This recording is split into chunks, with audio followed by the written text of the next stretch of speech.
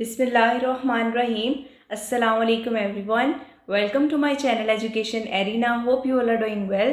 Today the topic which I am going to discuss in front of you people is From Mythologies. This was written by Roland Barthes, which is included in a subject Criticism and Theory 2, a part of BS English 6th semester. First of all, I would like to start my today's lecture with the writer's introduction. So, full name of Roland Barthes is Roland Gerard Barthes. Birth: he was born on 12th of November 1915 in Cherbourg, France. Death: he died on 26th of March 1980 in Paris, France. Occupation: he was a literary theorist, philosopher and semiotician. Next, इनकी major contributions को study कर लेते हैं. So first one is semiotics.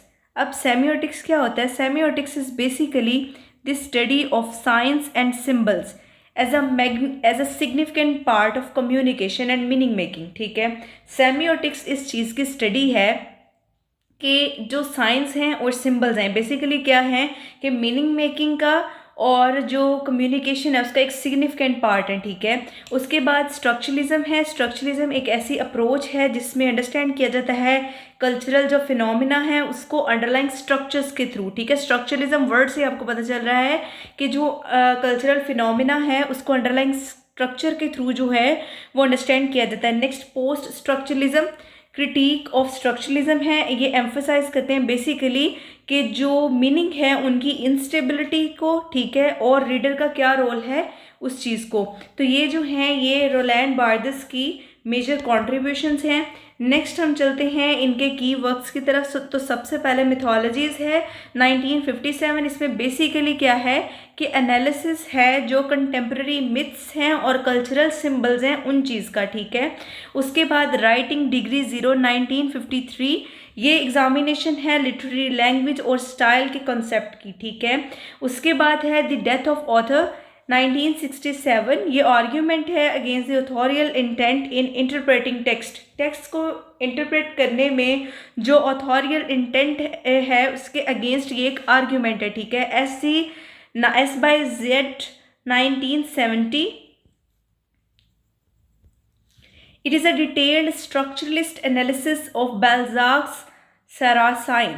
ठीक है, तो ये basically उनके कीवर्ड्स थे. नेक्स्ट जो है हम स्टडी कर लेते हैं influence. So he impacted literary theory, cultural studies and media theory.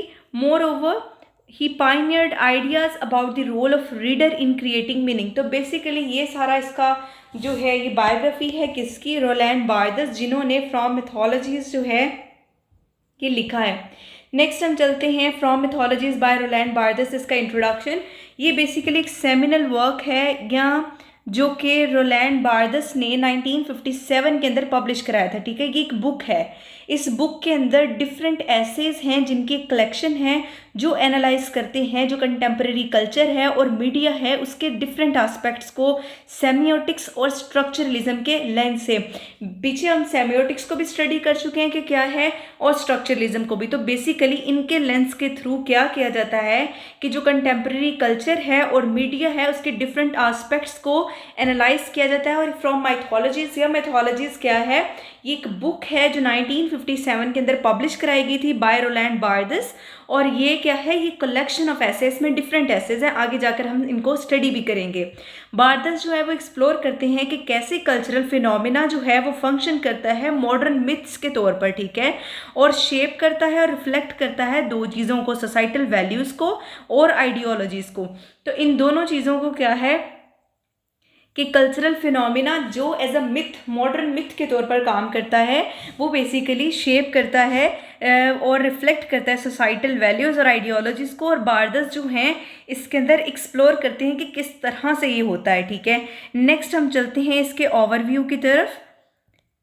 Main thesis क्या है कि रोलैंड बार्थेस आर्ग्यू करते हैं कि जो कंटेम्प्रेरी कल्चर है वो सैचुरेटेड है मिथ्स के साथ। मिथ्स बेसिकली क्या हैं, कल्चरल प्रोडक्ट्स हैं जो कन्वे करती हैं आइडियोलॉजिकल मीनिंग्स को और रीइंफोर्स करती हैं सोशल नॉर्म्स को। ठीक है, ये जो मिथ हैं ये as a social order function करती हैं। ठीक है, सेमियोलॉजिकल सिस्टम जहाँ पर ओरिजिनल मीनिंग जो साइन का है वो ट्रांसफॉर्म हो जाता है एक न्यू और ओपन ये कह लें कि आइडियोलॉजिकली लॉर्डेड मीनिंग के अंदर। ठीक है, रोलैंड बार्थेस के लिए मिथ जो है वो कम्युनिकेशन की एक फॉर्म है। ठीक है, जो ट्रांसफॉर्म करती है कल्चरल आर्टिफैक्ट को या प्रैक्टिस को एक ब्रॉडर आइडियोलॉजिकल सिंबल के अंदर।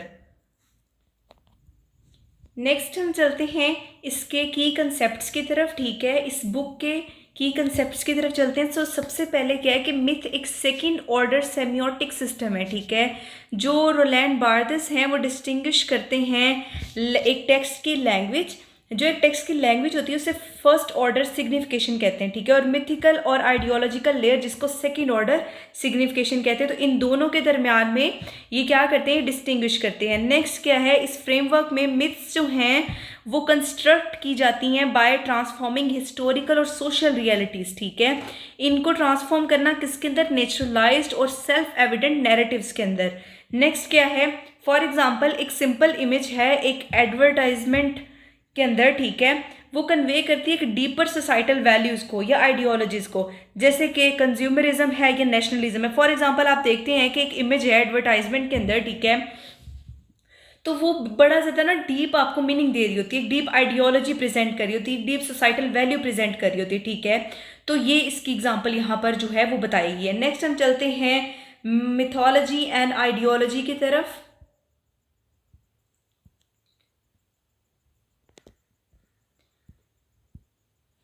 बार्थेस एक्सप्लोर करते हैं कि कैसे मिथ्स जो हैं वो सर्व करती हैं डोमिनेंट आइडियोलॉजीज़ को परपेचुएट करने के लिए, यानी कि उनको प्रेजेंट किया जाता है कि वो नेचुरल और यूनिवर्सल ट्रूथ्स हैं। ठीक है, इस तरह से मिथ्स जो हैं वो जो डोमिनेंट आइडियोलॉजीज़ हैं उनको मोर परपेचुएट करती हैं। उसके बाद मिथ्स जो हैं वो ऑब्सक्योर करती हैं हिस्टोरिकल और सोशल कंस्ट्रक्शन जो आइडियोलॉजीज़ है की है उनको। ठीक है, और इनको ऐसे बनाते हैं जैसे ये रियलिटी के इनहेरेंट एस्पेक्ट्स हैं, रादर देन ये कहें कि सोशली कंस्ट्रक्टेड बिलीव्स हैं। नहीं, वो उनको इस तरह से प्रेजेंट किया जाता है कि यूँ लगता है कि वो इनहेरेंट एस्पेक्ट्स हैं रियलिटी के। मिथ का फंक्शन क्या है, myth functions to maintain the status quo by masking the underlying power structure। जो किसी चीज़ का अंडरलाइंग पावर स्ट्रक्चर है उसको मास्क करते हुए मिथ जो है वो स्टेटस को मेंटेन करने के लिए फंक्शन करती है। सेकेंडली बार्थेस इलस्ट्रेट करते हैं इसको एग्जांपल्स के साथ फ्रॉम पॉपुलर कल्चर, जैसे कि जो फ्रेंच इंटेलेक्चुअल्स हैं उनकी जो रिप्रेजेंटेशन है या जो इमेजरी होती है एडवर्टाइजिंग में, तो इस तरह से मिथ जो है वो किसी चीज़ की अंडरलाइंग जो पावर स्ट्रक्चर्स हैं उनका जो है वो उनको मास्क करते हुए उस चीज़ का स्टेटस जो है वो मेंटेन रखते हैं। ठीक है, तो ये मिथ के फंक्शंस हैं। नेक्स्ट हम चलते हैं नोटेबल एसेस और एनालिसिस, क्योंकि मैंने पहले ही बताया है कि ये एक बुक है फ्रॉम मिथोलॉजीज।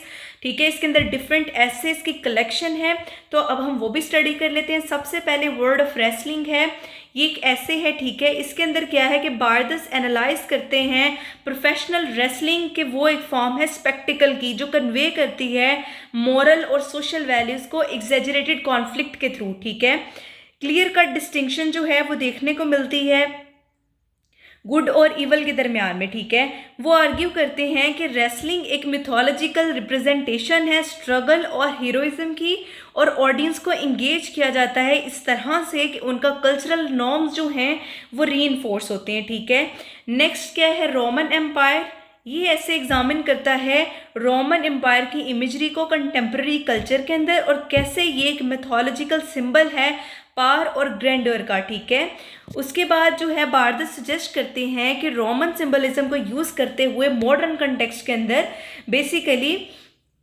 इसका जो यूज़ है ये रीइंफोर्स करता है अथॉरिटी और हिस्टोरिकल कॉन्टिन्यूटी के आइडियाज़ को। ठीक है, नेक्स्ट हम चलते हैं वो है वाइन और मिल्क। तो बार्थेस डिस्कस करते हैं कि कैसे वाइन और जो मिल्क हैं वो एलिवेटेड है to the state of mythic symbols. ठीक है, क्योंकि वो एम्बॉडी कर रहे हैं बेसिकली कल्चरल वैल्यूज़ को और नेशनल आइडेंटिटी को, ठीक है। जो एनालिसिस है वो रिवील करता है कि कैसे एवरीडे प्रोडक्ट, जो रोज़मर्रा ज़िंदगी के हमारे प्रोडक्ट्स हैं, उनका भी आइडियोलॉजिकल वेट है, ठीक है, और सिंबलाइज करते हैं बेसिकली वो रिफाइनमेंट, ट्रेडिशन और प्योरिटी की नोशंस को, ठीक है। नेक्स्ट जो है ये हमारा जो है बेसिकली फ्रॉम मिथोलॉजीज, उसका हमने जो है जो की कंसेप्ट्स कह लें, की एसेस कह लें, और उनका एनालिसिस स्टडी किया है। नेक्स्ट हम थीम्स और उनका एनालिसिस देख लेते हैं। सबसे पहला थीम हमारे पास है मिथ एज एन आइडियोलॉजी। तो बारदस एक्सप्लोर करते हैं कि कैसे मिथ शेप करती है और रिफ्लेक्ट करती है आइडियोलॉजिकल बिलीव्स को, किस तरह से कि जो कल्चरल प्रैक्टिसेस हैं और जो आर्टिफैक्ट्स हैं उनको सिंबल्स के अंदर ट्रांसफॉर्म किया जाता है, जो कन्वे करती हैं पर्टिकुलर वैल्यूज़ और वर्ड व्यूज़ को, ठीक है। उसके बाद सेमियोटिक्स है। बारदस एम्प्लॉय करते हैं सेमियोटिक एनालिसिस डीकंस्ट्रक्ट करने के लिए कि कैसे जो साइंस हैं और सिंबल्स हैं वो with in cultural text operate करते हैं और रिवील करते हैं जो हिडन आइडियोलॉजिकल मैसेजेस हैं जो वो कन्वे करें, ठीक है। तो बेसिकली सेमियोटिक्स भी इसका एक मेजर थीम है, ठीक है। नेक्स्ट हम चलते हैं इसके लास्ट थीम की तरफ, जो है कल्चरल क्रिटिक। ये जो ऐसे है ये क्रिटिक करता है कि कैसे जो मॉडर्न कल्चर है वो परपेचुएट करता है आइडियोलॉजिकल नॉर्म्स को, सीमिंगली मेंडेन और जो ट्रिवियल ऑब्जेक्ट्स और प्रैक्टिसेस हैं उनके थ्रू, और ये चैलेंज करता है रीडर को कि वो क्वेश्चन करें कि जो टेकन फॉर ग्रांटेड मीनिंग है रोज़मर्रा ज़िंदगी के, उनको क्वेश्चन करें कि ये क्यों है, ठीक है। तो ये आज का हमारा टॉपिक है, जिसमें सबसे पहले हमने रोलैंड बारदस जो हैं उनका इंट्रोडक्शन, उनकी लाइफ बायोग्राफी को डिस्कस किया। आफ्टर दैट हमने माइथोलॉजीज़ जो है रोलैंड बारदस की उसको डिस्कस किया, उसका ओवरव्यू, नेक्स्ट की कंसेप्ट को डिस्कस किया कि मिथ सेकंड ऑर्डर सेमियोटिक सिस्टम है, ठीक है बेसिकली, और ये मिथ और आइडियोलॉजी को डिस्कस किया। देन मिथ के फंक्शंस, उसके नोटेबल एसेज, एनालिसिस, ये सारा कुछ किया। लास्ट पर जो है वो थीम्स और एनालिसिस को इन डिटेल डिस्कस किया। Hope you guys like my videos, my lectures, so please do like, share and subscribe my channel and press the bell icon for the latest updates. Inshallah in future I'll try to make more informative videos for you people. Thank you very much.